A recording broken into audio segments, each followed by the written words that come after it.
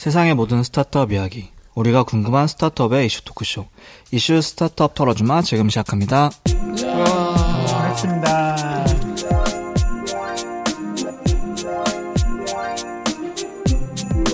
네, 안녕하세요. 굿닥이 부러웠던 링크입니다. 네, 안녕하세요. 주반장입니다. 안녕하세요. 군시입니다. 피키캐스트가 그리운 상디입니다. 어허. 이 모든 사태를 예리했었던 이타코입니다. 예언자야 이번에? 왜 저래?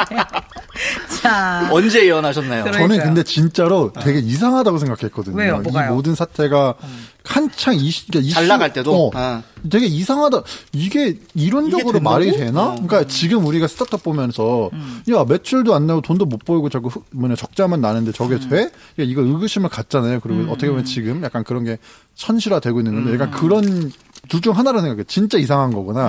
아니면 내가 아직 여기에 대한 지식과 경험이 부족해서 나 이해의 어떤 운신의 폭이 적었거나 이거라고 생각을 했는데 전자였던 거죠. 그래서 이 모든 사태를 예측했었던 겁니다. 저는. 그렇습니다. 오늘 얘기는 저희 옐로우 모바일 얘기를 할 텐데요. 그 전에 한국 마이크로소프트에서 대한민국 스타트업을 위한 스타트업 프로그램을 런칭하였습니다. 해외 시장과 그다음에 공동 영업을 할 수 있는 스타트업을 발굴하기 위한 프로그램이고요. 최종 선정되는 스타트업 30개 사에게는 해외 시장 진출 컨설팅 및 국내외 벤처 캐피털과의 미팅, 최대 12만 달러, 한화로는 약 1억 4천만 원 상당의 마이크로소프트 애저 크레딧 무상 지원, 아키텍처를 포함한 기술 컨설팅, 마이그레이션 지원, 마이크로소프트 고객 대상 영업, 마케팅 지원, 오피스 365 개정, 비주얼 스튜디오, 깃허브 엔터프라이즈 제공 등 스타트업들이 필요로 하는 다양한 혜택이 지원됩니다. 접수 기간은 3월 26일부터 5월 6일까지 총 6주간이며 최종 발표일은 5월 29일입니다.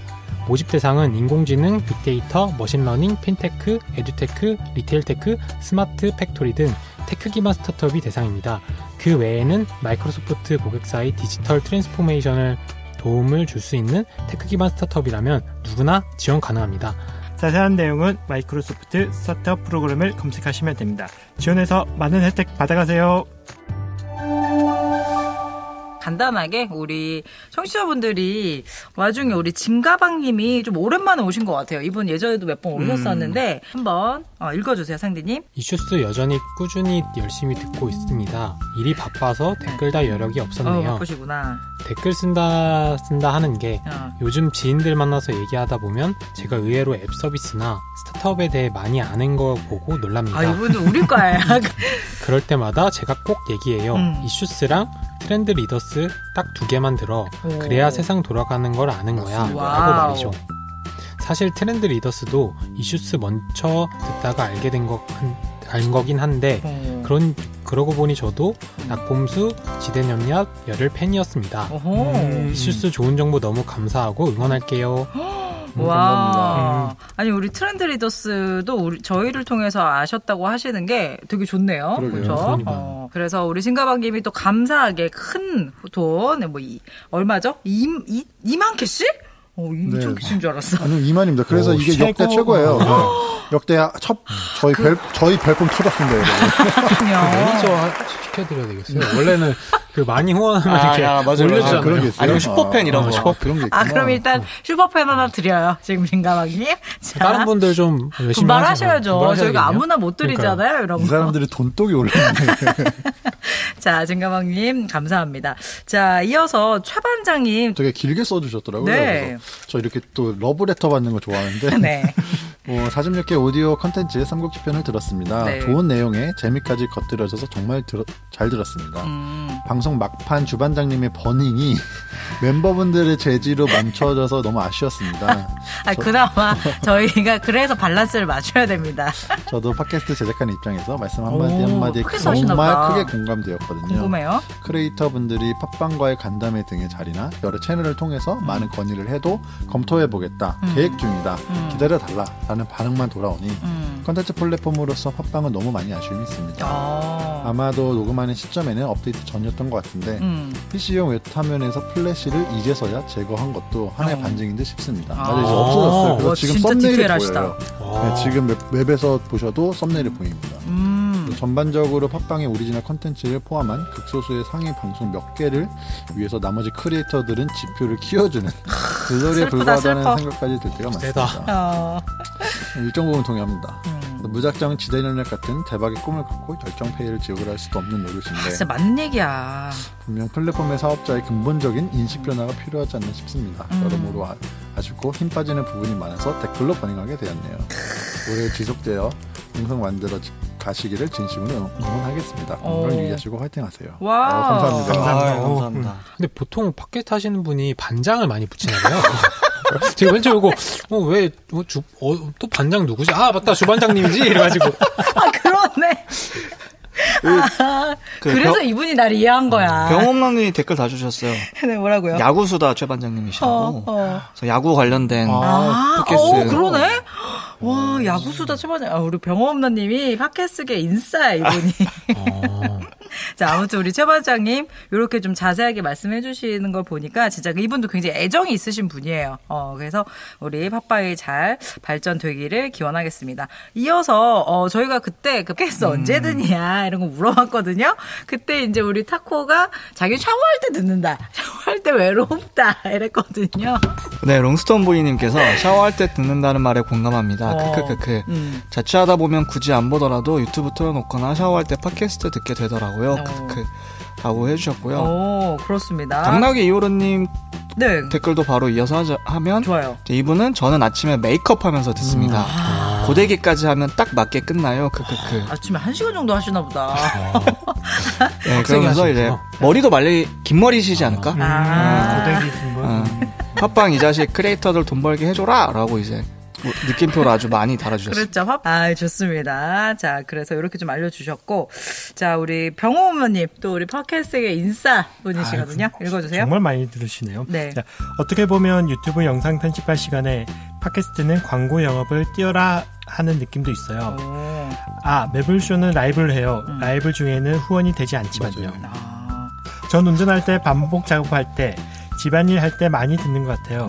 예전에는 라디오를 듣거나 노래를 듣던 시간에 듣게 되는 것 같아요. 요새 라디오는 거의 안 듣게 되는 것 같아요. 그러시구나. 그렇지, 라디오는 안 듣죠. 맞아요. 저도 근데 좀 이 부분 동의한 게 이게 문제인 거예요. 그러니까 팟캐스트가 이제 뭐 광고를 그러니까 유튜브는 그 광고 유치하는 거를 유튜브라는 기업에서 해줬기 때문에 크리에이터들한테 자연스럽게 수익화가 되고 그게 어떻게 좀 선순환 구조를 만들었던 거면은 사실 팟빵은 뭐 네이버 클립은 좀 다르게 얘기하겠지만 팟빵 같은 경우는 지금 그런 부분에 대해서 굉장히 미약하기 때문에 플랫폼 파워가 그만큼 떨어지는 거고 다시금 얘기하지만 만약에 어떤 새로운 오디오 콘텐츠 플랫폼이 이런 유튜브 수준의 약간 광고 유치를 해준다고 하면은 저는 크리에이터 대부분이 다 그쪽으로 이민을 갈 거라고 생각하기 때문에 저는 너무 공감을 하고 좀 저는 반성했습니다. 제가 그날 방송하면서 왜요? 주반장님을 좀 이렇게 자제시켰는데 저분을 차라리 연처럼 그냥 하늘에 날아가게 했었어야 되는데 그냥 아주 그냥 폭탄을 떨어뜨렸었어야 되는데 여러분들이 저를 버렸어야 되는데 그러니까요. 너무 이렇게 감싸주다 보니까 나중에 그냥 꼬리 잘리기를 하던가. 저도 그날 제지를 좀 했었는데 만약에 사전에 힌트를 저희한테 주셨으면 그냥 이렇게 놨는데 전혀 협의되지 않은 상황에서 솔로가 장난 아니셨어요. 갑자기 폭주하시니까 어디까지 갈 줄 몰랐잖아요. 저희가. 나도 생각을 안 했는데 하다 보니까 열받더라고요.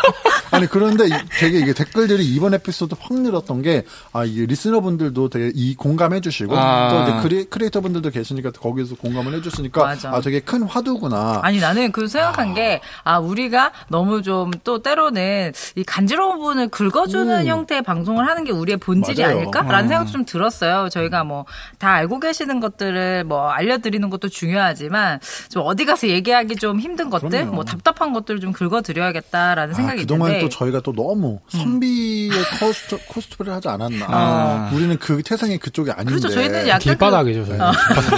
B급 감성 아닙니까? 주모인데 주막인데. 그런 의미에서 이 오디오 클립에 썽디님이 그러게요. 첫 댓글 남겨봅니다. 전 아이폰 유저로서 팟캐스트와 오디오 클립만 쓰고 있는데요. 사실 팟빵은 UI가 친근감이 들지 않아서 말씀하신 대로 오디오 클립 UX가 나은 편이라 탐색용으로 쓰고 있고요. 팟캐스트는 업로드 시간이 빨라서 실제로 듣는 용으로 쓰는 게 되는 것 같아요. 상디님 덕분에 네이버 나우에 빠졌어요. 전 적재의 야간 작업실 추천입니다. 라고. 자, 이렇게 좀 썽디님도 굉장히 오디오 콘텐츠를 많이 들으시는 분이신 것 같아요. 마늘인가님께서 AI 스피커 데이터베이스를 쌓는 것과 오디오 클립 활성화가 어떤 관련이 있나요? 라고 한번 여쭤보셨어요. 요거에 대해서 여러분 혹시 어떻게 생각하시는지 이제 확실히 저도 구분이 안 돼서. 저는 제가 생각했을 때는 이제 AI라는 게 결국 인공지능이고 이 컴퓨터를 학습을 시키는 거잖아요. 그러려면 학습 교재가 필요하거든요. 학습 교재가 필요한데 오디오 콘텐츠를 활성화를 하면 오디오 클립을 그럼 저희들이 그냥 알아서 학습 자료들을 마음껏 올려주는 거죠. 맞아요. 그걸 통해서 이제 학습을 하고 더 좋은 어떤 음성 인식이나 이런 것들로 나아갈 수 있지 않을까? 맞아요. 그러니까 AI 기술에서 또 중요한 것 중 하나가 말씀하신 게 되게 DB거든요. 데이터베이스를 쌓는 게 되게 중요하고 네. 그러다 보니까 영어 쪽의 AI 인식률이 훨씬 높은 이유가 뭐냐면은 영어로 된 여러 가지 데이터가 너무 많은 거예요. 오디오도 그렇고 텍스트도 그렇고.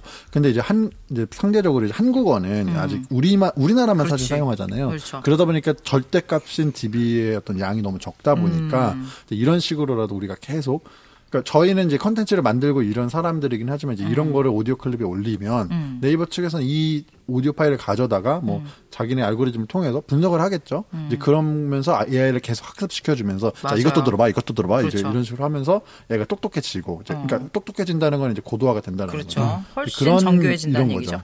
네, 요게 약간 그 페이스 아이디 같은 경우에 이제 인종에 따라서 정확도가 좀 달라진다는 얘기들이 되게 많은데 그게 결국 학습한 데이터 양에 따라서 이제 백인의 경우는 학습한 데이터가 너무 많으니까 굉장히 정확한데 뭐 흑인이나 이제 동양인 같은 경우에는 좀 그 정확도가 떨어진다는 뉴스들이 몇몇 나오는데 이게 같은 맥락으로 이해를 해주시면 좋을 것 같아요. 제가 봤을 땐 컨텐츠 종류 중에서도 오디오북 쪽이 더 어떻게 보면 데이터로 가치가 높을 것 같은 게 일반 크리에이터도 올리는 거는 텍스트로 변화해서 비교할 수가 없어요. 근데 오디오북은 텍스트가 있고 그걸 또 읽는 과정에서 뭐 TTS든 STT든 이런 식으로 데이터를 쌓을 수 있어서 오디오북 쪽이 많이 커지면 커질수록 그런 양질의 데이터? 이걸 더 많이 확보할 수 있지 않을까. 그렇습니다. 그래서 저는 AI 스피커 쪽이 더 수익화하기는 지금 당장 수익화하기는 더 좋을 것 같은데요. 그러니까 오더에 따라 주문을 시스템이나 아니면 추천 검색 시스템이나를 같이 붙일 수 있는 거잖아요. AI 스피커 쪽이. 그래서 쌓는 데이터 스타일이 좀 다를 것 같아요. 그러니까 오디오북 쪽은 그냥 전체적인 음성 콘텐츠고 AI 스피커 쪽은 상호작용, 챗봇을 음성화하는 것처럼 상호작용 쪽에 데이터를 좀 쌓아가는 느낌? 근데 구체적으로 백단적까지는 잘 모르겠어요. 그 뮤직 이즈 마이 라이프 님께서 예전에 제가 슬쩍 발제했던 주제를 다뤄주시다니 유유 감동입니다 하면서 5,000캐시 주셨어요. 그렇죠? 그래서 우리 병호무라 님도 1,000캐시 후원해 주시고 바이러스 님도 1,600원. 바이러스님 항상 저희에게 이렇게 차곡차곡 항상 저희의 100원씩 올라가는 거 맞죠? 그러네. 약간 툭 던지고 항상 가시는 것 같아요. 그러니까 멋지게. 감사합니다. 자, 마지막으로 진짜 모쏘님께서 처음에는 몇 분의 발음이나 발성이 듣기 힘들었는데 이제 완전 고수들이 되셨네요. 들으면서 꿈 키우고 있습니다. 오래 해주세요. 라고 얘기해 주셨어요. 창업하시려고 그러나? 저는 이게 진짜 들으면서 꿈을 키우신다는 게 이제 저희처럼 이렇게 방송을 하고 싶으신지 스타트업 하고 싶으신지 뭐 어떤 부분인지 좀 궁금하기도 합니다. 그래서 방송은 아닐 것 같아요. 그건 아니다. 우리가 꿈을 키울 만큼은 아니다. 그러기엔 다른 방송이 더 좋은 게 많으니까. 그건 그래. 그런 말씀들이 있으시더라고요. 이제 주반장님은 워낙 뭐 디테이션도 좋고 그러시니까 주반장님은 너무 좋은데 거의 나머지 4명은 뭐 목소리 톤도 좀 비슷하고 그 남자들이다 보니까 누가 누군지를 잘 모를 때가 많다고. 오래 싸워야 된다. 그래서 이제 그런 부분 뭐 저도 나름 노력은 하고 있는데 되게 쉽지가 않더라고요. 이게 저희도 전문적으로 이렇게 하는 사람들이 아니다 보니까 노력하겠습니다. 하지만 저는 구분 안 돼서 좋은데요. 그래요? 제가 못해도 별로 티가 안 나잖아요. 나의 활약에 지금 너무 묻히고 있는 거잖아요. 근데 아까 제 이름 언급하시면서 상디님 때문에 네이버 나오를 알게 됐다면 저는 별 못 친한 거 보니까. 자, 오늘 주제는 아까 저희 오프닝에서도 살짝 말씀드렸지만 뭐 피키캐스트 얘기가 나오고 했어요. 오늘 주제 뭡니까? 상디님 오늘 주제 어떤 건가요? 오늘 주제는 약간 볼드모트 같이 부를 수 없는 그 이름. 뭐죠? 전설의 기업 옐로우 모바일에 대해서 털도록 하겠습니다. 진짜 어떤 의미에선 전설 맞다 진짜. 옐로우 모바일이라고 하면은 생각보다 모르시는 분들도 많으실 것 같아요. 모르실 거예요. 지금 전설의 기업이라고 했는데 뭐가 유명한가?라고 할 수 있는데 좀 자세하게 얘기해 볼까요? 네, 일단 옐로우 모바일은 처음 기업 회사명은 아이 마케팅 코리아로 2012년도부터 시작을 했어요. 그래서 대표이자 창업자분 이상혁 대표님이시고 2013년도에 지금의 사명인 옐로우 모바일로 사명 변경을 합니다. 그리고 계속 투자를 조금씩 받으시다가 2014년도에 이게 이때 엄청 이슈였어요. 2014년도에 포메이션 8이라는 약간 한국계 그 미국 벤처 캐피탈의 투자를 거의 한 1,000억 가까이 투자 유치를 하시면서 이때 그 유니콘 기업을 찍으시고 지금 현재까지는 2000 그 시리즈 2까지 받아가지고 2,600억 정도 투자 유치를 하셨습니다. 그러니까 옐로우 모바일이 지금 딱 말씀해 주셨듯이 2014년 포메이션 8, 거기에 거의 1,000억 가까이 하면서 그때 기업 평가를 많이 받아서 우리나라 그 유니콘의 2호예요. 네, 맞아요. 1호가 쿠팡이고 6개월 차이로 2호를 받으셨어요. 네. 그만큼 굉장히 대단한 기업인데 생각보다 잘 알려지지가 않은 게 좀 궁금하기도 하네요. 이 회사의 비즈니스는 벤처 연합이라 해가지고 벤처들을 다 인수해 모아가지고 서로 시너지를 내는 약간 대기업으로 된 지주회사 시스템? 특이한데요? 그 위에 홀딩스가 있으면은 이제 하나하나 기업들이 인수해서 그 인수한 기업을 다양한 포트폴리오에서 연합해서 시너지를 낸다.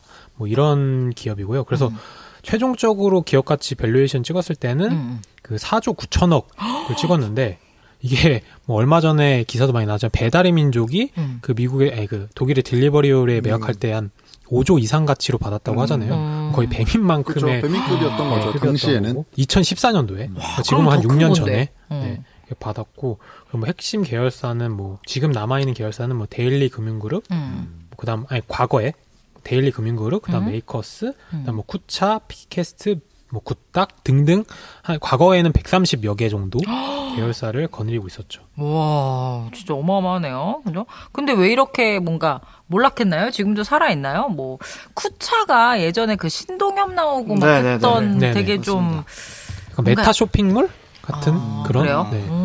되게 신기했던 것 같은데 지금 찾아볼 수가 없고 아까 피키캐스트도 예전에 막 강남에 오피스도 있고 스튜디오도 있고 했던 것 같은데 지금 있나요? 피키캐스트? 아직 있긴 하고요. 그래서 있어요? 피키캐스트는 약간 뭐랄까 밈 같은 거나 키치한 컨텐츠들이 있던 그런 플랫폼이고 그래서 그렇습니다. 옐로우 모바일에 대해서 이제 저희가 뭐 하게 된 이유도 워낙 뭐 좀 되게 좀 특이하다고 해야 되나요? 우리나라에서 있는 스타일이 아닌데 좀 더 이제 얘기를 해주세요. 뭐 백몇 개가 있다고 하는데 뭐 어떻게 사업을 하고. 그래서 일단은 여기에서 사업하는 방식 아까 벤처 연합이라 했잖아요. 네. 그래서 처음에 이런 조그만 스타트업이 어떻게 130개의 계열사를 거느리냐 그거 했던 방식은 기본적으로 지분 수합 형태로 했어요.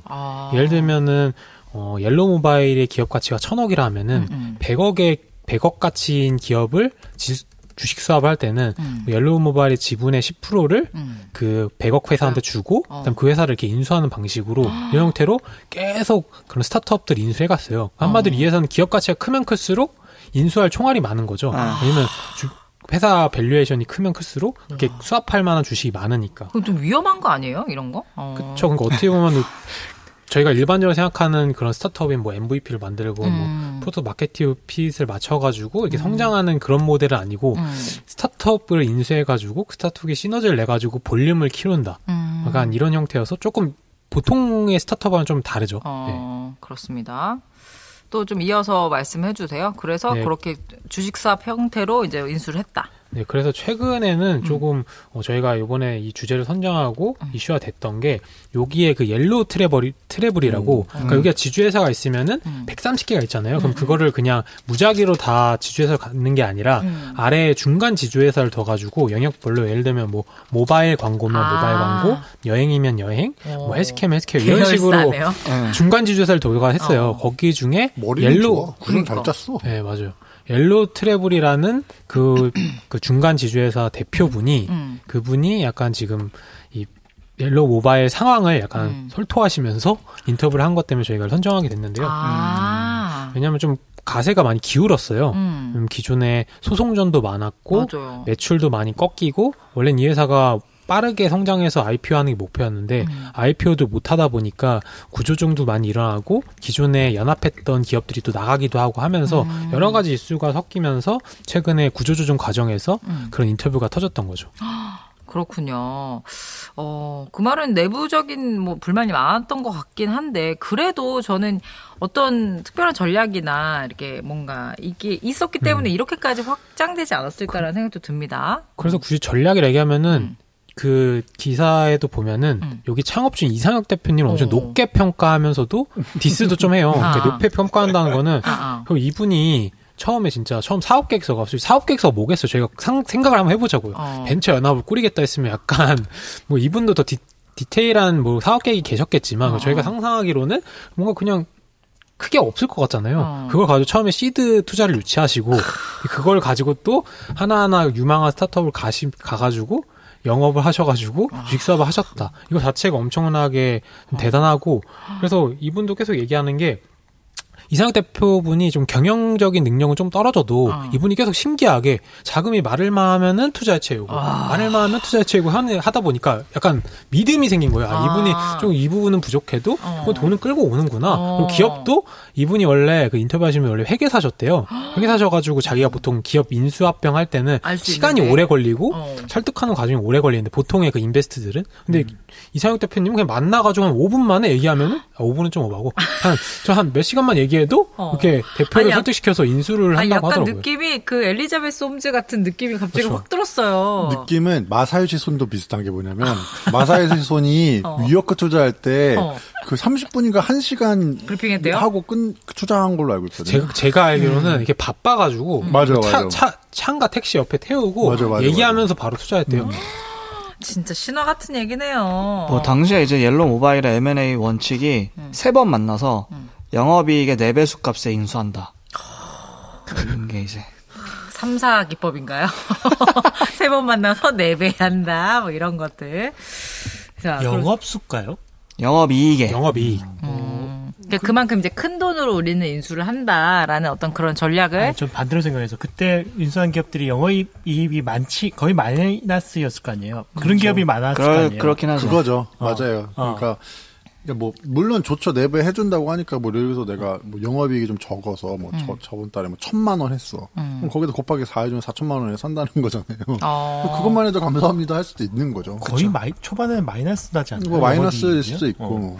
아니 근데 저는 궁금한 게 이제 옐로우 모바일이 그렇게 확장을 하는 와중에 많은 투자자들이 투자를 했다는 건 그만큼 사업 모델이 괜찮았을 거라는 얘기고 우리나라에서 통할 거라는 가치 판단을 했기 때문이 아닌가 싶은데. 저는 개인적으로 느끼기에 이 사태는 당시 스타트업의 어떤 우리나라 국내 스타트업입니다. 국내 스타트업의 약간 그 성숙되지 못함을 표현해 준다고 저는 생각하거든요. 그러니까 VC 분들도 물론 고학력자게 많은 공부를 하셨던 분들이겠죠. 그리고 사업하시는 분들도 정말 얼마나 힘들고 또 능력이 있으신 분들 많잖아요. 그렇지만 지금보다는 당시의 스타트업이라는 우리나라의 생태계가 아직은 미성숙했고 그랬으니까 통할 수 있었던 일종의 사태라고 저는 생각하거든요. 초반이어서 가능했다? 네, 초반이니까. 그러니까 이게 이상하다고 생각했거든요. 저는 들으면 들을수록 오케이, 주식 수업 좋아. 근데 그렇게 하다 보면은 주식이라는 게 마르지 않는 샘물도 아니고 이게 100%라는 어떤 한계값이 있는 그거잖아요. 아무리 비율을 간다고 하더라도. 이게 뭐 한두 번은 그래 이해할 수 있어. 그리고 이게 주식 사업이라는 게 만약에 이게 일반적인 M&A를 할 때도 뭐 예를 들어서 내가 1,000억 원에 너를 산다고 해도 뭐 1,000억 원을 현금 1,000억 원 주는 게 아니라 뭐 반은 500억을 뭐 현금 주고 나머지 500억 가치로 주식 자사주 전환해주고 보통 100% 인수보다는 50% 그렇죠. 50 플러스 1 맞아요. 그냥 그러니까, 과점만 하게 그러니까 이게 했죠. 뭐 네. 그러니까 이게 특이한 건 아니었어요. 근데 이걸로 기업을 이렇게 많이 사고 또 되게 웃긴 게 옐로 모바일에 지금은 잘 모르실 수도 그러니까 옐로 모바일 자체는 모르실 수 있는데 듣는 분들은 뭐 아까 얘기했지만 익숙하신 서비스도 있는 게 뭐 피키캐스트 있었고요. 1km라고 이게 약간 그 1km 반경에 있는 이성을 매칭해주는 그 지역 기반 그 서비스가 있었어요. 데이팅 어플 같은 거. 뭐 그런 것도 있었고, 뭐 쿠차 아까 말씀하셨고. 앞서간 네. 여행 박사? 네, 여행 우와. 그다음 또 굿덕. 에드쿠아 에드쿠아. 그러니까 되게 뭐가 많았어요. 아니 그럼 지금도 살아있는 기업들이 있는 거예요. 굿닥 같은 경우는 굉장히 성장했고 에드피아도 있지 않아요? 에드쿠아도 잘 나가죠. 에드쿠아도 있죠. 디지털 막 광고 대행사로. 그리고 블랭크도 있었대요 옛날에. 블랭크는 정확히 말하면은 메이커스랑 몽캐스트가 원래 몽캐스트에 원래 블랭크의 남대강 대표님이 있었고 거기서 뭐 엑시스를 하시고 나와가지고 만든 게 블랭크고. 지금 메이커스도 있었죠? 네, 메이커스도 있었어요. 그러니까 되게 당시에 그 초창기에 좀 핫했던 스타트업들을 데리고 들어간 거예요. 그러니까 다른 스타트업들도 야, 제가 저 스타트업에 들어갈 정도로 뭐가 있나 보다. 야, 그러니까. 근데 그 형이 와가지고, 야, 밥 한번 먹자. 그래서 데리고 와가지고 또 얘기를 하는 거야. 이번엔 주식사업을 해서 일단 우리랑 함께 해. 우리 패밀리에 가입해. 그러면 우리 같이 동방 상장할 거야. 그럼 너도 상장시킨 스타트업 대표의 타이틀 가져가는 거고, 나도 같이 가고, 얼마나 좋냐. 그러게, 야, 우리 힘을 합쳐야지. 우리가 남이야? 우리 가족이야. 그러면서 갔겠지. 그러니까 통하는 거지. 그러니까 결국은 대표론인 거예요. 왜냐면은 이상형 대표님이 아까 타코님보다 더 한 100배는 더 약간 마음이 흔들리게 얘기하셨겠죠. 그치, 뭔가 약간 위협 소구도 하면서 너만 안 들어오고 있다. 약간 이런 그쵸. 느낌부터 시작해서 이걸 하면 너에게 비전을 제시해주겠다. 내년에 우리 상장할 건데 너 지금 타야 돼. 이거 막차다. 너 이거 놓치면 끝이야. 이런 것도 있을 것 같아요. 여기가 지금은 조금 없어졌지만 신사동에 사옥이 있거든요. 가로수길 딱 초입에 들어갈 때 옆에 큰 빌딩에 사옥이었어요. 가보면 일단 원래 기존의 스타트업은 뭐 조그만 사람이 일하고 있다가 놀러 와. 그럼 약간 대기업 같이 여러 명 있으면 간지나죠. 뭔가 내가 조금 사업이 그렇게 흥하지 않아도 뭔가 같이 있으면 뭔가 잘 되는 것 같은 느낌도 들고 뭐 그리고 또 여기서 주장했던 거는 뭐 크로스 마케팅 하면서 실제 사례도 있어요. 뭐 쿠차랑 뭐 피케스타랑 서로 막 광고를 해주든지 마케팅 해주는 이런 식으로 시너지를 낼 수 있다. 할 수 있는 부분 때문에. 그리고 원래 유니콘이라는 단어가 처음이 나온 게 카우보이 벤처스에서 먼저 얘기했잖아요. 그게 2013년 말이에요. 미국에는 이렇게 성행하고 있는데 2014년 6월에 쿠팡이 유니콘으로 밸류에이션을 받았어. 이거 뭔가 투자자는 빨리 투자하고 싶은데 그런 게 어딘가 하는데 옐로 모바일에서 재벌 스타일로 여러 개 인수해서 가져와서 투자하세요 하면 그래요. VC 입장에서도 쿠팡을 놓친 거야. 쿠팡을 못 탔어. 내가 저거를. 우리나라 국내 유니콘 1호라는데. 그럼 다음은 어디야? 못 탔으니까 다음 거 빨리 타야 되거든요. 왜냐면 나도 실적을 내야 되는 사람이니까 VC들도. 그렇지. 그러니까 근데 이상하게 대표가 와가지고 저희가 우리 패밀리가 있는데 얘네들 다 합치면은 유니콘 되거든요. 근데 이번에 내년에 상장할 건데 형 이번에 들어오셔야 돼요. 형 돈 넣으세요. 코인이랑 다를 게 뭐야. 그리고 또 여기도 넣었어요. 어디도 넣었어요. 그럼요. 이 투자 맞아요. 이 VC도 들어왔어요. 하면 아무래도 좀 더 신뢰를 해서 서로 그런 상황이 벌어지지 않았나 싶습니다. 코인 얘기해가지고 거기 데일리 금융도 있었잖아요. 그죠, 코인원. 코인원이었던 데일리 금융이 갑자기 생각나서. 그것도 웃긴 얘기겠죠. 거기에 소송전이 좀 일었는데, 네. 그러니까 처음에 데일리 금융은 이상혁 대표가 투자 사석을 같이 만들었어요. 만든 다음에 거기서 코인원을 만들었는데, 자기가 어떻게 보면은 회사와 별개로 만든 거죠. 그러다가 옐로우 모바일에서 이걸 인수를 하고, 이제 돈을 다 납부해야 되잖아요. 근데 납부를 하는 중간 과정에서 돈이 좀 부족해서 코인원에 270억을 옐로우 모바일 빌린 거예요. 그런데 그냥 둘 다 이게 같은 회사면은 좀 빌리고 왔다 갔다 하는 건 괜찮은데 이게 데일리금융한테 돈을 납부하게 이런 걸 납부 못하고 다시 이게 빠져나가는 과정에서 270억이 문제가 된 거죠. 그러니까 같은 계열사일 때는 돈 빌려주고 그쵸. 하는 것도 어느 정도 좀 배려할 수 실제로 있는데 대기업들도 서로 그렇게 자금 유동하니까. 근데 이게 갈라지고 나니까 문제가 되다 보니 그쵸. 이것 때문에 소송전이 또 일고. 그때는 같은 패밀리였는데 야 나 네 식구 아닌데 야 그럼 돈 내놔야지. 그렇게 되는 거죠. 그러니까 막 계속 그 평 자체가 너무 기업은 엄청 4조 6천억이라면 엄청나게 큰 기업이잖아요. 뭐 제가 찾아보니까 강원랜드가 그 정도 수준이고 현대글로비스가 그 정도 수준인데 글로비스 완전 대기업이네. 기업 가치로 봤을 때는 그런 회사들과 말도 안 되는 회사들과 어깨를 나란히. 어깨 나란히 하는데 실제적으로 내부 시스템적인 건 너무 주먹구구시였다. 그래서 이런 그렇겠다. 것도 미래를 내다보지 못하고 당장 돈이 잔고가 없으니까 월급 줘야 되고 임대료 줘야 되니까 연락해가지고 돈 땡겨오고 결국은 이 회사 투자 인수를 못하니까 다시 문제가 생기고 이런 것처럼 시스템적인 거에 문제가 많았다고 하더라고요. 그래서 이제 저희가 저희가 옐로우 모바일 처음 지금 우리가 방송 화두도 꺼낼 때 금기시되는 어다. 금기어가 그렇죠. 됐다. 그 말이 사실 이런 의미인 것 같아요. 왜 금기어라는 얘기를 하셨는지도 이런 의미인가요? 여기에 계셨던 대표님들이 심적으로나 정신적으로나 뭐 신체적으로나 많이 뭐랄까 상처를 많이 받으셨대요. 왜냐면은 큰 꿈을 품고 들어갔는데 그렇겠지. 어떻게 보면 실패한 것도 있고 여기 들어갔을 때 뭔가 자기가 가고 싶은 사업 방향에 제대로 못 간 것도 있고 뭐 여러 가지가 어쨌든 그 안에 공동체잖아요. 공동체다 보니까 실제로 얻지 못한 것과 잃은 것도 있다 보니까 그런 것 때문에 심적으로 마음이 안 좋아가지고 이 대표님들한테는 볼드모트 같은 거죠. 그렇죠. 얘기한 지금 기억하고 싶지도 네. 않은. 그러니까 얼마나 이 대표라는 위치가 되게 외롭다고 우리가 되게 표현 많이 하잖아요. 그러니까 이상하게 대표 와가지고 야, 너 외롭고 힘들잖아. 우리 대표 연합군이야. 야 함께 힘들고 같이 으쌰으쌰 한번 해보자. 데리고 왔어. 근데 결국 안 좋았잖아요. 근데 이게 안 좋은 게 좀 저는 악성이라고 생각하는 게 뭐냐면 이게 돈을 제대로 버는 기업들도 있었겠지만 아닌 기업들도 많았단 말이에요. 그러니까 이게 얘네들이 그룹으로 뭉쳐놓으면은 솔직히 말해서 서브 프라임 모기지랑 비슷한 구조인 거예요. 디폴트 나는 애들도 끼고 그다음에 괜찮은 애를 붙이니까 이거를 하나의 상품으로 만들어 보면은 좋아 보이거든요. 왜냐면 좋은 애들이 있으니까. 근데 문제는 뭐냐면 부실채권들 디폴트 나는 애들 디폴트 나기 시작하면은 같이 죽는 거예요. 상품이라는 큰 덩어리 하나가.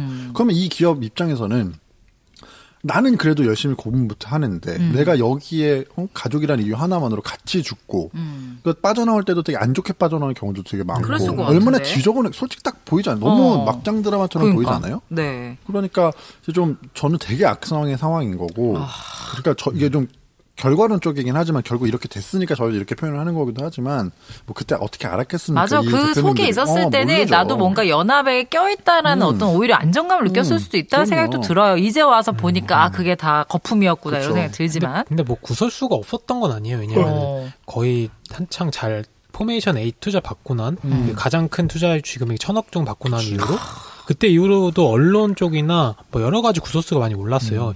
이게 가장 제대로 된 투자냐? 가능한 그런 기업 구조냐, 성장성이 있냐, 이런 의구심도 많이 들었고, 그리고 여기가 투자받은 구조도 좀 자세히 보면은, 실질적으로 투자 방식이 여러 가지 있는데, 여긴 전환사채라고, 실제로 부채 계정으로 잡히는 그런 형태의 투자를 많이 받았어요. 우와.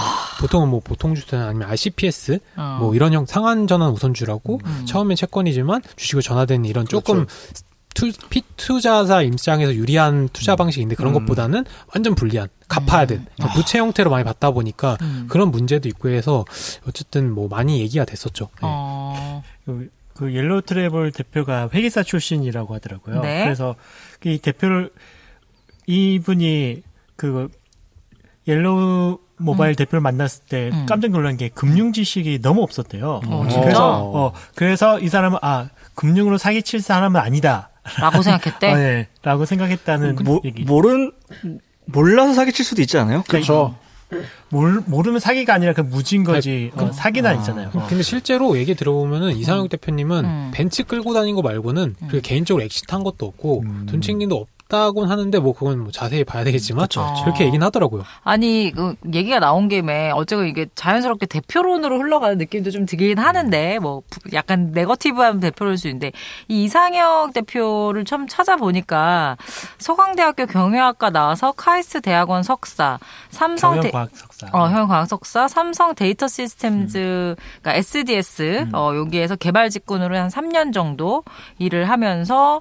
뭐 마이원 카드라는 걸 창업해서 3년 만에 3,000억 매출을 올리는 기업으로 키워냈다라는 어떤 약간 이런 디스크립션이 있는데 이것도 좀 믿을 수 있는지는 잘 모르겠지만 아무튼 설마 학력까지? 아무튼 그리고 또 이상혁 대표가 벤처 얼라이언스 모델이라는 비즈니스 모델이라고 일컬어지네요. 그렇게 이제 우리나라에 처음 선보였다. 스토리텔링이야. 무슨 벤처 얼라이언스야. 그러니까요. 돈을 벌어야지. 근데 뭐 실제로 유사한 비즈니스 모델로 하는 회사가 있어요. 어떤 거예요? 그 500볼트라고 그 비슷한 형태로 했는데 여기 같은 경우는 지금 그 코스닥 말고 뭐지? 코넥스. 코넥스 상장돼 있을 거예요. 코넥스도 좀 짜쳐서. 그렇죠. 근데 어쨌든 여기는 그래도 살아남았으니까. 그래도 뭔가 국가에서 좀 더 지원을 하지 않을까 싶은데 코넥스도. 그래서 완전 최근 기사를 보면은 지금 여기 옐로우 모바일이 사무실 임대료를 못 내가지고 그 건물 원래 자기 사옥? 네. 사옥도 그냥 보통 건물 상계는 임대죠. 임대로 들어간 사옥에서 쫓겨났다고 하더라고요. 그래서 최근에 이거 조사하면서 들어가 보니까 홈페이지 접속이 안 돼요. 호스팅비도 못 내는 거야? 네. 아니면 뭐 관리를 안 하거나. 관리를 안 하겠죠. 그렇죠? 뭐 오늘만 그랬길 바라야죠. 주말이니까. 그렇습니다. 그래서 이 옐로우 모바일이 어쨌건 그래도 우리나라 벤처 어떤 히스토리에서 좀 의미가 있는 것 같은데 이런 슬픈 역사를 갖게 돼서 근데 이분도 뭐 작정을 하고 아까 말씀하신 그쵸. 대로 뭐 차 하나 뭐 제대로 엑시트하고 벤츠는 하는데 뭐 130개 지주회사를 거느리니까 그래요. 벤츠 정도는 그런데 그렇게 따지면 뭔가 자기가 뭐 먹튀 이런 느낌은 아닌 것 같은데 뭔가 경영 부분에서 부족했을까요? 아니면 뭔가 좀 다른 궁금해가 있었던 걸까요? 뭐 타이밍이 안 맞았을까요? 뭘까요? 여러분들 어떻게 생각하세요? 왜 이런 어떤 좌초의 위기를 맞이해서 결국에는 같이 일했던 분들에게까지도 약간 이런 비판을 받게 됐을지. 저는 가장 큰 문제가 내실화가 없었다, 부족했다라고 보는데 매출도 많이 안 늘어나고 특히 영업이익이 없는 상태에서 계속 인수합병으로 했잖아요. 그래서 겉모습만 키우고 내실이 전혀 없는 상태로 운영했다. 운영 미스, 내실화 부재라고 저는 생각합니다. 저도 이상학 대표가 막 작정하고 정말 엄청난 마스터 플랜을 가지고 자 너네들을 다 내가 뽑아 먹을 거야 이러면서 접근하지 않았을 것 같아요. 그러길 바라기도 하고. 그러니까 그런 접근 방식은 아닌데 그냥 이분이 갖고 있었던 뭐 항상 우리가 표현하는 OKR이 잘못됐을 수도 있던 거죠. 뭐 나는 무조건 몰집을 일단 키워서 이걸 가지고 상장한 다음에 상장만 하면 그 다음부터는 또 우리가 좀 자유롭게 할 수 있는 게 있으니까 그거를 했는데 사실 아까 말씀하셨던 것처럼 그럼 내실화가 전혀 안 된 상태에서 그렇게 거품만 몸집을 키워봤자 물근육 만들었다고 그게 힘이 센 게 아니잖아요. 그런 거잖아요. 똑같은 것 같아요. 그래서 저는 사실 그래서 이게 계속 만약 이상학 대표님이 만약 그런 의도가 없었다면은 무지에서 온 잘못인 거잖아요. 그것도 저는 똑같이 나쁘다고 생각하거든요. 굉장히 그러니까 비즈니스 업계에서 못하면 그게 나쁜 거고 잘못된 거예요. 누군가에게 피해를 줄 수 있거든요. 저게 여기 있다가 망한 데도 있을 테고 또 어떻게 보면 성장을 해야 되는 그 중요한 시기에 정말 이상한 구설수에 휘말리면서 그거 처리하느라고 아무것도 못했을 텐데 그게 정말 전 나쁘다라는 거죠. 그래 뭐 보통 표현도 이렇게도 하더라고요. 담벼락 비즈니스라고. 그러니까 교도소 담벼락을 걷다가 그 안쪽으로 떨어지면 망하는 거고 바깥으로 떨어지면 대박 나는 거죠. 진짜 위태위태하게 갔던 거잖아요. 그래서 결국은 옐로우 모바일도 상장을 만약 했다면 상장했다면은 어떻게 됐든 결과론적으로는 하나 찍었으니까 뭐 자금도 생기고 실제로 계열사 쪽도 흥할 수 있는 그런 거였는데 결국은 그걸 못 지키다 보니까 이렇게 된 거고 그리고 그래요. 매출이 그래도 조금씩 올라갔어요. 하다가 이제 2017년도부터 꺾이기 시작하면서 이제 한도 끝도 없이 내려가고 있는데 이때도 매출이 계속 오르고 뭐 영업이익 관리되고 상장 모델까지 갔다고 하면은 어떻게 보면은 성공하고 흥할 수가 있었는데 그걸 못 지켰다 보니까 이렇게 됐겠죠. 저는 근데 사실 상장을 했다 손 치더라도 회복을 할 수 있었을까라는 생각이 드는 게 실제로 그 옐로우 모바일 내에서 상장을 했던 뭐 케어랩스나 퓨처스트림 네트워크도 사실 상장 초에 있었던 주가가 지금 굉장히 많이 빠진 상태고, 또 옐로우 모바일이 뭐 방식은 저희가 계속 얘기한 대로 뭐 연합체라는 방식을 택하긴 했지만, 기본적으로는 그 그러니까 외형적인 성장을 먼저 우선시하는 방식이 어떻게 보면 나은 괴물일 수도 있고, 이게 뭐 사실 최근에 위워크가 굉장히 이제 하락하는 맞네요. 거랑 그렇죠. 뭐 위워크랄지, 네, 아니면 뭐 루이싱 커피랄지 이런 데들이 너무 외형 성장에만 집착을 하다가 지금 내실이 없다라는 게 뽀록이 나면서 한순간에 무너지듯이 옐로우 모바일도 똑같이 외형 성장을 하다가 내실이 없다라는 게 이제 뽀록이 나는 순간 그때부터는 사실 추락만 남은 게 되지 않았을까. 근데 그러네요. 내실이 없다고 알려진 게 2년 연속 회계 법인이 이 감사를 거절을 해서 뽀록 난 거잖아요. 네네네. 그러면 맞아요. IPO를 안 했으면 회계 감사를 안 받아도 되잖아요. 아니요, 왜냐하면 이게 어느 정도 기업의 매출이 법인이 나오면은 거예요? 무조건 받아야 되기 때문에 네네. 그런 것 같고. 아니, IPO 하기 위해서 받은 거 아니에요? 그 전에도 원래는 항상 받아야 네, 돼요. 해야 돼요. 법인. 그러니까 그 법인은 항상 받는데 이 3일 회계법인에서 받은 거는 거절 났던 거요? IPO를 하기 위해서 받은 거예요. 뭐 IPO를 위한 걸 수도 있는데요. IPO와 상관없이 어느 정도 기업 규모가 되면 외감을 받아야 돼요. 그 외감을 받는 과정에서 거절을 당한 거고. 그래서 IPO라는 크게 상관은 없습니다. 왜냐하면 주식회사 형태라면. 근데 만약에 제가 회계법인 뭐 담당자라면 아니면 뭐 사장 뭐 그 C레벨이라면 좀 안 좋아도 그냥 RP 아니면 의견 내고 계속 거기서 회계 감사를 할 거예요. 그게 그 직업이에요. 그거는 만약 그것 때문에 라이센스 박탈되고 네. 최근에 뭐 딜로이트도 망가지고 이렇게 되는 것들. 그건 직업 걸고 하는 거예요. 아니 그게 아니라 안 좋은 걸 좋게 한 게 아니라 이 회계상 안 좋다라는 의견으로 그냥 그 회사한테 법인한테 줄 수 있잖아요. 감사 거절이 그게 감사 거절인 거죠. 거절이에요. 그 의견의 표출이 감사 거절이라는 게 나 너 거 안 받을 게 아니라 감사를 해봤는데 우린 여기다가 오케이 승인을 못 찍겠어. 예를 들면 뭐 IFRS에 안 맞던지 아니면 회계 기준에 안 맞기 때문에 우리는 그러니까 보통은 이래요. 감사할 때 뭐 자료도 받고 하는데 예를 들면 자료를 안 줬다든지 아니면 원래 요구하는 양식에 맞춰서 작성해주는 게 안 했다든지 이런 거 봤을 때는 얘네가 협조적이지 않구나. 그러면 회계 감사 법칙에 맞지 않게 했기 때문에 감사 거절한다 이렇게 하는 거거든요. 혹은 그냥 엉터리란 뜻이에요. 너 이거 봤더니 숫자가 다 엉터리인데 이건 엉터리입니다라고 얘기를 한 거예요. 그러니까 이게 뭐 승인, 불승인이 아니라 승인, 거절인 거예요. 선택지는 두 가지. 네, 감사 의견 거절이 그 회계법이 이상하다, 이 회사 이상하다라는 뜻으로 통용된 거지. 네. 그냥 이 회사 상황 안 좋다라고 결론 낼 수도 있잖아요. 안 좋다가 아니라 이건 안 좋다가 상황 아니라 안 좋다는 승인 돼요. 상황 안 좋다는 승인이 되고 이건 그냥. 네.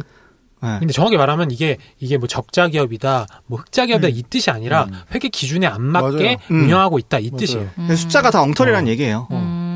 그래서 실제로 뭐 여기 인터뷰, 그러니까 내부에 있었던 임원이었던 분이 했던 인터뷰를 보면은 뭐 지금 이제 요거와 맥락이 아주 같진 않지만 기본적으로 2017년에 옐로우 모바일 부채 비율이 700%가 넘어서 공정거래위원회로부터 과징금 처분을 받은 적도 있다고 합니다. 그 말은 말씀하신 대로 뭔가 말도 안 되는 어떤 회계 기준이라든지 아시아나항공인가가 그 부채율이 그렇게 높아가지고 한때 난리 나지 않았나? 아시아나가 대한항공인가? 맞죠. 그래서 이제 아시아나죠.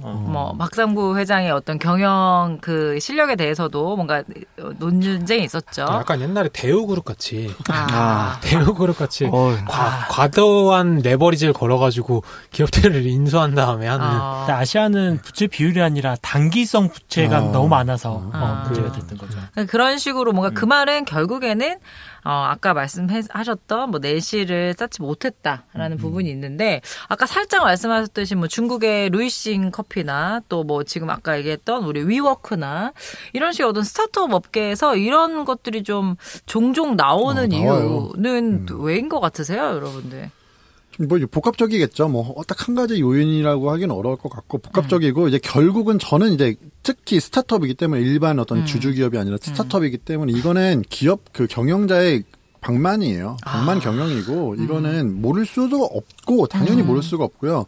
선택을 한 거예요. 이 사람들은 자 우리가 지금 어차피 리소스는 제한적이야. 성장률은 근데 갖고 가야 돼. 왜? 왜냐면 투자를 받았으니까. 투자를 VC들이 맨날 지표 내놓으라고 할 테니까. 그러니까 이제 선택을 해야 되는데 그 선택을 죄송합니다. 저희 이거 조금 힘들지만 어쨌든 좀 꾸준히 가도록 하겠습니다. 이 선택을 좀 하는 게 좀 가던가 아니면은 혼나기 싫으니까 좀 그냥 좀 이렇게 좀 좋게 부풀려가지고. 그 말씀이 맞는 게 그분이 또 그 뭐 인터뷰에서 얘기한 것 중에 그러니까 아무튼 이 정도 규모의 아까 그리고 우리 이상혁 대표가 뭐 서강대 경영학과 나와서 카이스트 대학 석사까지 받으셨다면은 그래도 주변에 굉장히 훌륭하신 분들이 많으셨을 것 같고 또 실제로도 형동생 했을 거 아니에요. 그렇죠. 조단위 기업 가치를 받다 보니까 임원분들도 뭐 이제 짱짱한 사람들, 짱짱한 사람들이 있었지만 형들이랑 놀았겠죠. 그렇겠지. 동진이 형이랑도 만나고. 그래 맞아. 뭐 승건이 형이랑도 만나고 이렇게.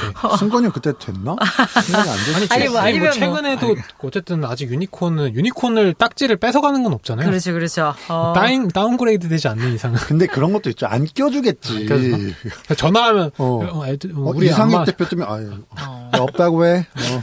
그러니까 그리고 이때 이 석에 있으면 사리 분별이 안 돼서 실제로 대표와 가까이 지내려는 사내 정치도 횡행했다는 뭐 얘기가 있기도 합니다. 그러다 보니까 아무래도 그 사이에서 이제 우리가 이 얘기를 하는 이유는 그 사이에서 어떤 작은 스타트업들 뭔가 이 옐로우 모바일을 믿고 내가 저기에 어떤 얼라이언싱을 가서 나도 한번 해보겠다고 했던 그런 데는 2016년 말부터 많이 나가기도 했지만 아직까지도 나가지 못하고 옐로우 모바일로부터 빌린 돈이 있어서 거기에 계속 매여 있다가 돈도 뺏기고 시간도 뺏기고 뭐 회사도 뺏기는 회사들이 되게 많다고 하는 얘기가 있네요. 그래서 옐로우 모바일은 결과적으로 우리나라의 어떤 스타트업 업계에서 굉장히 아픈 손가락이라고 표현하기도 좀 조심스럽네요. 워낙 흑역사죠. 흑역사. 근데 어떻게 보면 역사의 그냥 한 글자라고 할 수 있는 게 네. 과거에 보면은 이게 트랩 거의 진짜 벤처 버블 때 닷컴 버블 때만 봐도 그 트래픽만 많고 하면 맞아요. 투자가 들어갔고 그런 경우가 있었고 그다음 2008년도 글로벌 금융 이후로는 이제 성장, 뭐 매출을 한다든지 아니면 기업 가치가 커지면 그거에 맞춰서 투자가 많이 들어갔잖아요. 근데 이제 거기서 한 단계 더 진보한 게 이제 매출도 나오고 수익도 남아야 된다. 이익이 남는 그런 안정적인 기업이 된다. 이렇게 좀 벤처 생태계도 발전을 해온 거죠. 근데 그 와중에 조금 아까 왔던 뭐 성장이 낳은 괴물일 수도 있고 아니면 조금 그런 시대 흐름의 변화에서 맞춰진 그런 하나의 좋은 사례일 수도 있고 하기 때문에 이번 계기 이후로 좀 많이 생태계가 이렇게 많이 바뀌고 있고 꼭 국내뿐만 아니라 미국은 더 심하잖아요. 지금 미국은 더 칼질하고 더 난리치고 VC들이 뭐 이익이 안 나는 기업에 투자 안 한다 이렇게까지 하는 정도니까 그래서 요즘 실리콘밸리에서 농담 중 하나가 약간 자기들끼리 수익 안 나는 스타트업들을 약간 까는, 그러니까 이렇게 좀 비하하는 약간 그런 농담들이 많대요. 그러니까 뭐 예를 들어서 예전 말씀하신 건 똑같아요. 뭐 이제 아마존이 그렇게 잘했었으니까 아마존이 수익도 못 내고 수익 하나도 못 내고 수익 하나도 못 내고 계속 투자받은 돈으로 계속 돌리면서 어쨌든 성장했으니까 약간 그거를 표본 삼아서 스타트업들이 약간 몸집 불리게 많이 갔는데. 뭐 아마존이야 이제 성공 스토리인 거고 근데 중간에 많이 못했잖아요. 그리고 또 이번에 여러 가지 사태가 복합적으로 이제 발생하면서 수익을 내는 게 중요하다. 순이익을 내는 게 정말 중요하다라고 하면서 이제 실리콘밸리 내에서는 수익 못 내는 스타트업은 이제 쳐주지 않는. 수익을 조금 수익 정도 내야지 약간 수익 못 내는 게 사업이 약간 이런 식의 약간 뉘앙스의 농담이 많다고 하더라고요. 중요하네요. 그렇게 듣다 보니까 뭐 마켓컬리나 쿠팡 같은 것도 계속 적자로 가고 있는데 투자를 이어서 받아서. 그래서 계속 까대잖아요. 그래서 까대기가 계속 들어가잖아요. 실제로 성장하고 잘하고 있어도 돈 못 보면 까대기가 엄청 하니까. 왜냐면 유니콘 기업 중에서 흑자 나는 데가 거의 없잖아요. 뭐 무신사. 맞아요. 무신사 그분은 근데 내실이 그런 내실이 없죠. 초반부터 수익 냈죠. 이익 냈었죠. 찾아보기 힘들죠. 그렇죠. 진짜 찾아보기 힘들죠. 배민 그렇죠. 배민이 요즘 좀 질타를 받고 있어서. 정말 말씀하신 대로 담벼락 그 이론이 좀 되게 와닿는 담벼락이 표현이네요. 교도소 담벼락 얘기하는 거죠. 그렇죠. 그래서 과거에 그런 대기업이나 그런 벤처에서도 이런 게 많았다고 하더라고요. 잘못하면 범죄자 되고 돈을 확 땡겼는데 연구 개발하는 게 결과 안 돼. 그러면 이렇게 차는 거고. 그러니까 결국 제가 항상 얘기하잖아요. 성공하면 책 쓴다고. 그러니까 성공을 했으니까 사람들이 좋게 봐주는 건데 사실 그 사람들도 되게 위태위태한 것도 있었을 거예요. 그러니까. 그렇습니다. 그래서 현재는 그러면 어떤 상황인가요? 옐로우 모바일은 사업을 영위하는 것이 있는지 아니면 정말 공중분해가 된 건지 뭐 현재 상황을 뭐 체크업해보고 앞으로는 뭐 이런 일이 발생하지 않아야 된다? 뭐 아니면 뭐 이런 식으로 한번 얘기를 한번 해보고 싶은데 현재 지금 옐로우 모바일은 어떤 거예요? 그래서 뭐 최고 계열사 많았을 때가 130개였고 지금 현재는 뭐 90개 아마 80개 정도 남아있다. 그래도 꽤 남아있네요. 왜냐면 것도 신기해요. 왜냐면 이게 못 나가는 거죠. 분리 작업을 해야 되는데 그래서 아까 제가 얘기했던 옐로우 트래블의 그 대표였던 분이 회계사 출신이라면 그런 걸 좀 정리를 하고 있대요. 청산 작업. 네, 청산 작업도 정리하고 분리 작업도 하고. 진짜 뭐랄까 에너지 빠지는 일일 것 같아. 그럼요. 청산 작업을 한다는 생산적이지가 못하니까. 되게 정신적으로도 좀 진짜 힘들 것 같아. 왜냐면은 이 회사 만드는 거는 쉬워요. 그런데 청산시켜 하는 게 은근 돈도 많이 들고 어려워요. 복잡하고 하기 때문에 아마 경험해 보셨잖아요. 네, 그렇죠. 그리고 다들 막 다 뿌리뿌리 흩어졌을 거잖아요. 회사가 그러니까. 가세가 기울면 으쌰으쌰도 안 할 텐데. 회계 담당도 나가고 이러면 관리가 안 돼요. 대표들 몰라요. 그거요? 잘 모르겠는데 누구 전화하려고 하면 걔 퇴사했는데 이러면 전화도 안 받고. 진짜 고생하고 계시겠습니다. 130개 중에 8개 정도 8개 정도가 남아있는 거는 80개. 80개, 죄송해요. 80개 정도 남아있으면 그 사람들은 서비스를 하고 있는 건지도 좀 궁금하기도 하고. 이게 연합이다 보니까 각자는 다 잘 돌아가요. 근데 이게 묶여가지고 지금 회사 자체 재무제표가 안 좋은 거지. 각자는 그래 돌아가다 보니까 어떤 회사는 뭐 흑자 나는 데도 있고 어떤 적자 나는 데도 있고 이런 상황인 거죠. 그렇습니다. 혹시 여기 서비스들 중에서 좀 아쉽거나 그래서 좀 좋아하셨던 서비스들 있으면 좀 얘기 해볼 수 있을까요? 전 피키캐스트. 저도 피키캐스트. 저는 사실 피키캐스트에 더 콕 집어서 얘기하면 이거레알이라는 유튜브 예능을 진짜 좋아했는데 요새 안 나와요. 피키캐스트 자체는 아직 살아있어요. 여기 뭐 그 당신이 잠든 후에는 아직도 하고 있고 웹드도 하고. 그래요? 원래 패키캐스트가 이제 처음에는 약간 뭐랄까 초창기 페이스북 페이지 커뮤니티 약간 그런 문법으로 원래는 페이스북 페이지로 시작을 했다가 맞아. 거기서 약간 재밌는 컨텐츠나 밈 같은 거 올리고 인기를 끌다가 플랫포마 형태 해가지고 처음에 플랫포마에 막 크리에이터들 올리고 했는데 나중에 이게 퀄리티 컨트롤이 안 되다 보니까 실제적으로 맞아요. 돈을 주고 크리에이터를 고용하다 보니까 거기서 이제 동영상으로 넘어간 타이밍에서 그걸 못 따라가가지고 좀 추락을 했죠. 그렇습니다. 저는 그냥 코인원이 제일 안타깝죠. 옐로우 모바일도 있고 그 뒤에 블록체인으로 막 떴다가 이제 완전 꼬꾸라지고 있어요. 그 주변 환경 때문에 잘 될 것 같은데 못된 기업. 그것도 참 재밌네요. 왜냐면 말씀하셨던 것처럼 한창 그 코인 열풍할 때 분명히 그 흐름을 탈 수 있는 그런 기업인데도 불구하고 또 여러 가지 이유로 못하는 것도 참 준비는 해놓고 결국은 못하는 거잖아요. 좀 늦게 들어갔어요. 거기서 들어간 게. 옐로우 모바일. 굿닥은요? 굿닥은 어땠나요?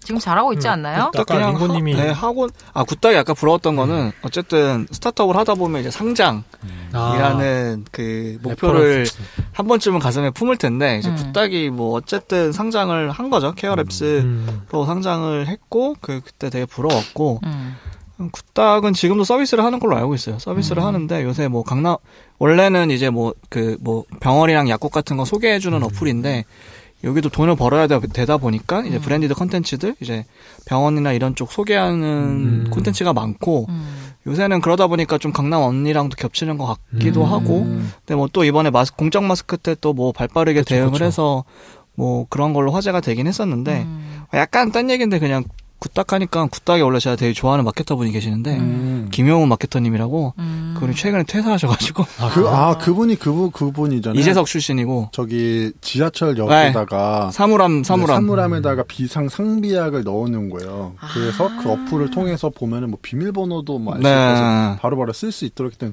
그로스해킹 어떤 기법 중에 되게 성공 사례로. 오, 좋은데요? 그래서 그분 나온 거 보고 또 가세가 기우나라는 생각을 개인적으로는 했습니다. 그렇습니다.